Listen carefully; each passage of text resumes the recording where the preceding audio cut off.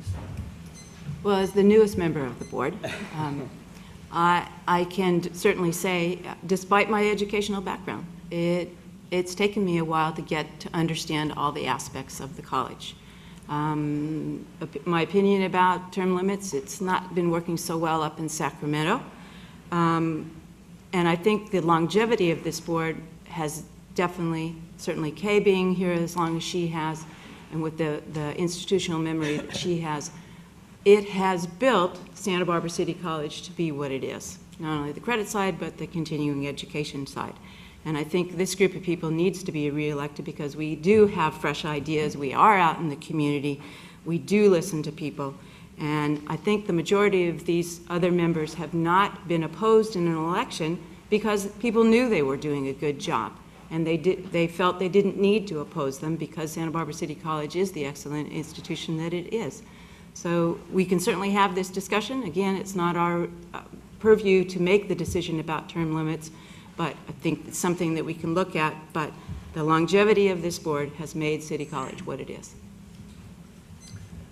Dr. Dobbs wrote an editorial or a letter to the editor not so long ago commending continuity. And continuity is important, but so is change. In my field, there's a quarterly journal called Continuity and Change, and it examines these two concepts as parts of the same coin. Both are essential. I'm not in favor of term limits because I also see what it has done to the legislature in Sacramento, and I really believe that this is the people's choice.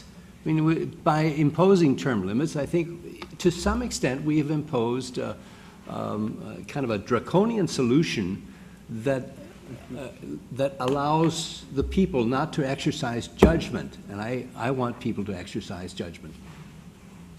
All right, so that was a rather lively question. I think we got some interesting answers to it. We move on to our third and last question from the audience. After that, each person will be, your candidate will be given an opportunity to make a closing statement at which you can say practically anything you want in terms of what others have commented on, but we'll give you that. But our third and last question is also an interesting one, directed both to the incumbents specifically and then the challengers. But what are you most proud of at Santa Barbara City College as a result of your work on the board? If you're not a board member and you're a challenger, what would you want to do specifically as a board member if elected? That's question number 3. What are you most proud of as a board member? If you're a challenger, what would you do? Where are your top priorities here? And we're going to begin question 3 with trustees from Area 4 and then move to 1 and 3. So Lisa first and then Kay and around. Oh, I have so many ideas. I'm going to stick, though, with looking towards the future. My area of interest really is in sustainability and jobs of the future and making sure that this college stays #1 well into the 21st century. You know, I have boundless energy, ideas, and connections within the community. And for me, looking out not just 5 or 10 years, not a 3-year plan or a 5-year plan, but really envisioning what this school looks like in 20, 30, 50 years is exciting to me. So that would be my first priority. Thank you. I would give highest priority to the quality of our faculty and the quality of the faculty at continuing ed. I think that is what has made this college what it is, and I think if that is where you're going to put your, that's where I'm going to put my valuation. If that's where I put my valuation, then maybe that is also where I'm going to say we have to discuss it and keep it before us.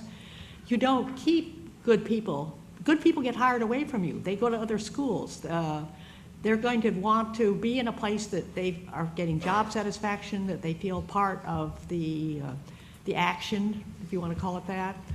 And I put my money on the faculty. All right, fine. You're most proud of, and please, Sally. As an educator, I think one of my priorities has always been student achievement, student success. I would like to have us look to the future and to continue to hire the amazing faculty and staff that we have. It always gives me great pleasure when people come to the board meetings to discuss a program or make a presentation or be presented with a plaque, and everyone says, what a pleasure, honor, privilege to be amongst the family of Santa Barbara City College. I would also like to see us really increase the transfer rate. We've got one of the highest transfer rates from Santa Barbara City College to four-year colleges. I'd like to see us increase that, because as have been out and about of late, and hearing parents and grandparents and students all say, without what happened to me at Santa Barbara City College, I probably wouldn't be as successful as I am in my four-year university experience or getting a job. It sets the tone, and I believe this board has set the tone for where we're going in the future. We're asking the incumbents what they're most proud of, and the challengers, what would they like to do as a top priority. Peter, please. I haven't heard anything with which I disagree. I think that's the wonderful part about this. Obviously, all the people on this stage are wanting to do their very best for Santa Barbara City College. I'm proud to be here as a person who wants to do that. I think that in computer technology, a term has evolved that I really like, and that's the term user-friendly. If I have a goal, it is to make the board more user-friendly. Coming up to the microphone as part of the public is kind of scary, and the kind of response you get will determine the ease with which you are presenting your ideas. So that's one of the things I want to do. I also, like Lisa, want to look at the future. Our curriculum needs are adequate at this point, but looking at the long haul, the kinds of jobs that are going to be required, the kinds of thinking that's going to be required about the future is something that we have to spend some time on, and hopefully encourage the faculty to develop the curriculum that will be necessary to support that. Okay, thank you. I think there's a wealth of things that we can bring to the agenda, and that's the exciting part about it. I mentioned participatory governance. I really think we need to give it a push. It needs to happen. It can't be a meeting where there is a report on what's already been decided and maybe a couple of comments, and that's the end of it. It needs to be a real dialogue. Transparency. We need to get a policy on transparency. The college seems, for some reason, I cannot understand it, to be resistant to giving out information. I walked into the office of the institutional assessment office. I said, how many credit students were there last semester? And they said, you'll have to ask the president. I mean, really. When somebody comes and wants to know something about the college, that's great. Answer the question. Encourage more questions. They're interested in the college. Let's get someone else working on the college.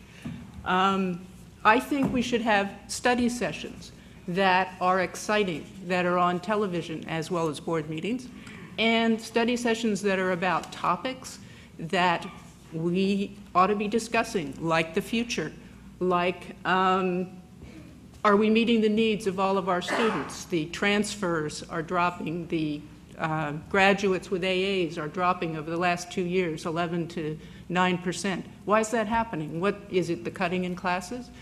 We should be. Thank you. What I am proud of is that we have an excellent college, and we as a board have encouraged, fostered, supported, and nourished that. The outcome of all our efforts is student learning and achievement. And we have been very successful in that. We're an excellent college. I can't say that often enough. Faculty, staff, students all work together for that. The board can only provide the support and the financial backing for those efforts. We shouldn't meddle beyond that. We do listen to the community. We have a transparent process. If you want to come to a meeting or communicate in any other way with us, short of a brick through the window, I'll welcome that communication. I'm always available. The other thing I believe that we have done successfully is foster innovative programs. In counseling, in the DSPS program, EOPS programs, the transfer and achievement, dual enrollment with the high schools. Just yesterday, we entered into an agreement with Channel Islands for an innovative program for students at City College to take classes and continue on in a business major at Channel Islands. And we hope to have more of those in the future. These are great programs. These are innovative programs. You asked what the non-members of the board would be most proud of if we could do it, what would be our top priority, and I would like to see not only the students being supported on both the credit side and the non-credit side as much as possible, but also bringing the community in. I think the community also needs to have a feeling that it's supported.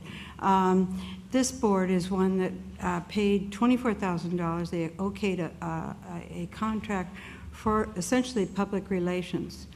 They already have 2 staff members to do this, but they hired a public relations person, and in the contract it says to write letters to the editor and op-ed pieces. Frankly, I think this board could have written their own op-ed pieces, their own letters to the editor, but $24,000 of the general fund went for that. At the same time, they're wanting to charge the food bank $1,200 for the use of their kilns. They might not know about this, but they should know about it. Our Empty Bowls is the most wonderful program. You go and spend $20, buy a bowl that's been made at City College, and the money goes to the food bank. It's a wonderful program, but for the first time this year, they want to charge the food bank $1,200. Why didn't they just not hire that PR person? It would have paid for the Empty Bowls for the next 20 to 40 years.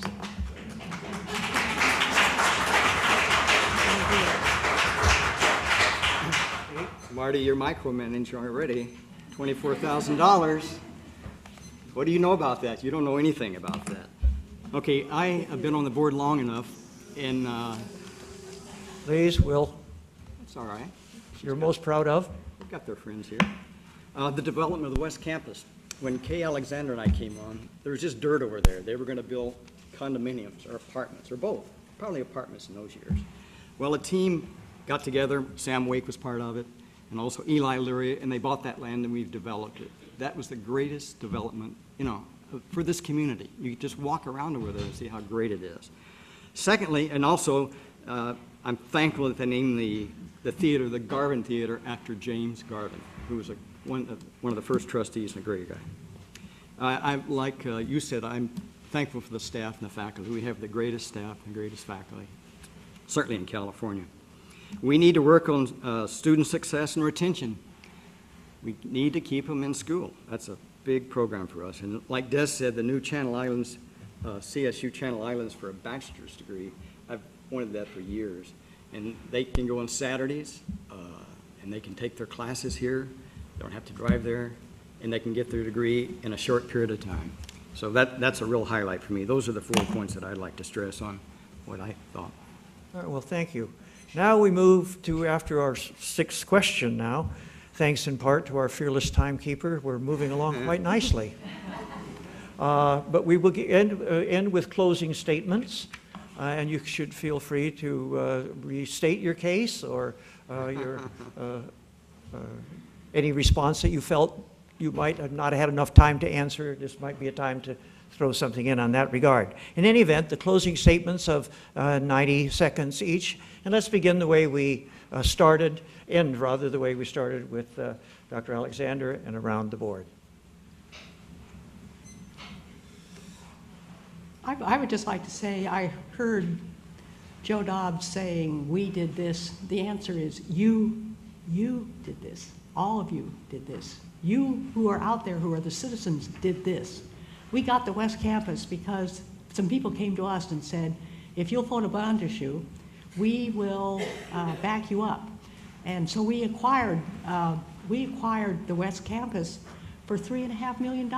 Would most of you have been willing to pay $3.5 million for that land? It doubled the size of this college. And my experience over the year has been that you have always been there for us. The students have been there for us. The staff has been there